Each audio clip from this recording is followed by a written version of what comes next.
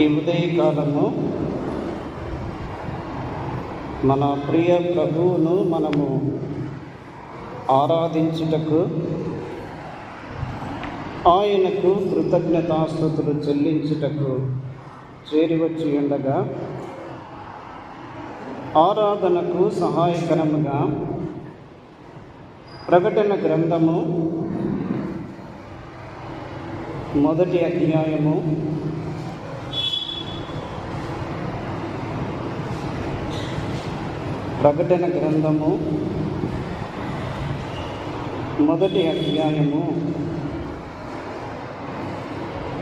9-10 వచనాలు మనం చదువుకుందాం.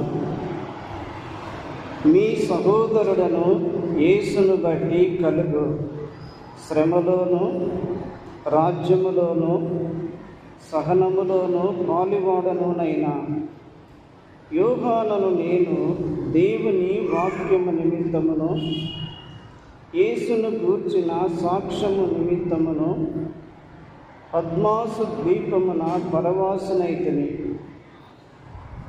ప్రభు దినమందు ఆత్మవశుడనై ఉండగా. 13వ వచనము. తిరుగగా 7 సువర్ణ దీప స్తంభములను, ఆ దీప స్తంభముల మధ్యను మనుష్య కుమారుని పోలిన ఒకనిని చూచితిని. ప్రభువునందు ప్రియులారా, ఆరాధనకు సహాయకరముగా ప్రకటన గ్రంథము 1వ అధ్యాయము 9-10 వచనాలు, 13వ వచనం మనం చదువుకున్నాము. ఇక్కడ యోహాను యొక్క అనుభవాన్ని మనం చూస్తున్నాము.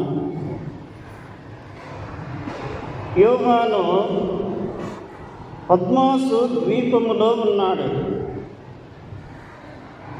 ఆ ద్వీపములో పరవాసిగా ఉన్నాడు. ఇక్కడ 3 మాటలు మనం గమనిస్తున్నాము. ఒకటి,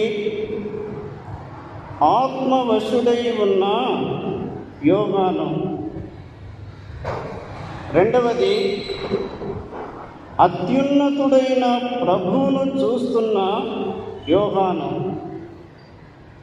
మూడవది, ఆరాధించుట. ఆత్మవశుడై ఉండుట ఎక్కడ? పద్మాసు ద్వీపములో ఉన్నాడు, పరవాసిగా ఉన్నాడు, ఆత్మవశుడై ఉన్నాడు, దేవుని సన్నిధిలో ఉన్నాడు, దేవునితో సహవాసము చేస్తూ ఉన్నాడు.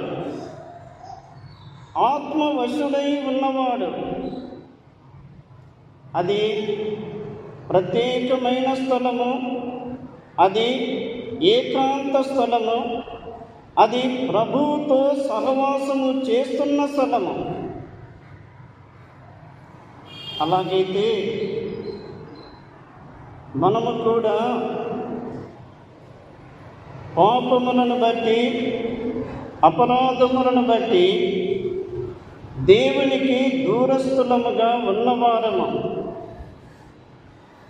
ఎఫెసీ పత్రిక 2వ అధ్యాయము 1-7 వరకు మనము చూస్తే, పాపముల చేతను, అపరాధముల చేతను చచ్చిన వారము,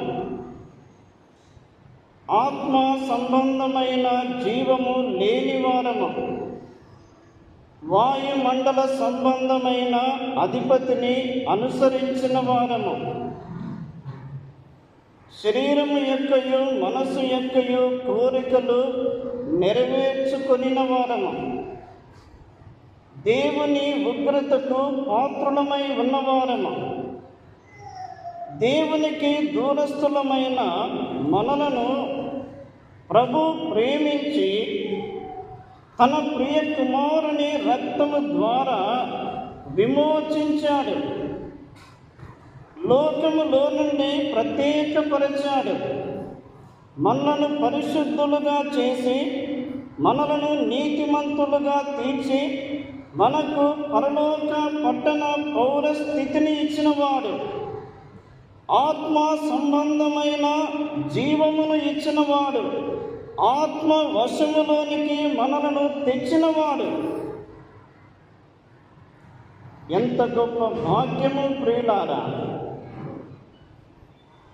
ఒకప్పుడు శరీర వశములో ఉన్నవారము, కానీ ప్రభు మనలను ప్రేమించి ఆత్మ వశములోనికి, ఆత్మ స్వాధీనములోనికి తెచ్చాడు. ఎందుకు? ఆ ప్రభువును ఆరాధించుట కొరకు. రెండవది, ఈ యోహాను ఆ పద్మాసు ద్వీపములో అత్యున్నతుడైన ప్రభువును చూస్తున్నాడు. ఆయన ఎలాంటి వాడు? 7 సువర్ణ దీపస్తంభముల మధ్యను సంచరించుచున్న మనుష్య కుమారుని పోలిన ఒకడు. ఆయన పాదముల మట్టుకు దిగుచున్న వస్త్రము, ఆయన రొమ్మునకు బంగారు దట్టి, ఆయన నేత్రములు అగ్ని జ్వాలల వంటివి, ఆయన పాదములు కొలిమిలో పుటము వేయబడిన అపరంజితో సమానమై ఉండెను. ఆయన కంఠస్వరము జల ప్రవాహ ధ్వని వలె ఉండెను. ఆయన నోట నుండి 2 అంచులు గల వాడి అయిన ఖడ్గమొకటి బయలు వెడలుచుండెను. ఆయన ముఖము సూర్య తేజస్సు కంటే ప్రకాశమానమై ఉండెను. అట్టి ప్రియ ప్రభువును ఆయన చూస్తున్నాడు. ఈ ఉదయకాలపు వేళ మన ప్రభు ఎంత ఘనమైన వాడు, మన ప్రభు ఎంత శ్రేష్టమైన వాడు. ఆయన వస్త్రములు, ఆయన తల, ఆయన ముఖము, ఆయన పాదములు, ఆయన నేత్రములు, ఆయన కంఠస్వరము, ఆయనే సమస్తముగా ఎంత శ్రేష్టమైన వాడు. ప్రియులారా, ఆనాడు యోహాను చూచి ప్రభువును ఎంతగానో ఘనపరచిన వాడు, ఈనాడు మనలను ఆత్మ వశములోనికి తెచ్చినవాడు. ఆ ప్రియ ప్రభువును ధ్యానించుటకు, ఆ ప్రియ ప్రభువును జ్ఞాపకము చేసుకున్నటకు, ఆ ప్రియ ప్రభువును మనము తలపోయడానికి ఆ ప్రభువు మనకిచ్చిన భాగ్యము ఎంత గొప్పది! ఆయన ప్రేమ ఎంత గొప్పది! ఆయన కృప ఎంత గొప్పది! ఆయన వాత్సల్యత ఎంత గొప్పది! ఆయన మన ఎడల నిలిపిన ఆయన కనికరము ఎంత గొప్పది! దేవునికి దూరస్థులమైన మనలను ప్రేమించి మన కొరకై తన కుమారుడైన యేసు క్రీస్తును లోకానికి పంపి, ఆయన శరీరము మీద మన పాపములకు రావలసిన శిక్షను మోపి ఉన్నాడు. ఆయనను నలుగగొట్టుటకు ఇష్టపడెను. ఆ ప్రభు తన్ను తానే సంపూర్ణముగా సజీవ యాగముగా దేవునికి అప్పగించుకొనెను. ఆయన ప్రేమ ఎంత మధురమైనది! అదే యోహాను ఆ పద్మాసు ద్వీపములో ఉండి ఆ ప్రభువును తలపోసుకుంటూ ప్రభువును ఆరాధిస్తూ ఉన్నాడు. పేతురు వ్రాసిన మొదటి పత్రిక 2వ అధ్యాయము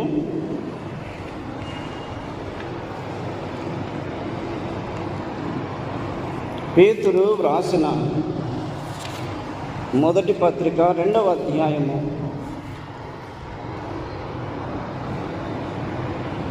5వ వచనములో, యేసు క్రీస్తు ద్వారా దేవునికి అనుకూలములకు ఆత్మ సంబంధమైన బలుల నర్పించుటకు, పరిశుద్ధ యాజకులుగా ఉండుటకు మీరును సజీవమైన రాళ్ళ వలె ఉండి ఆత్మ సంబంధమైన మందిరముగా కట్టబడుచున్నారు.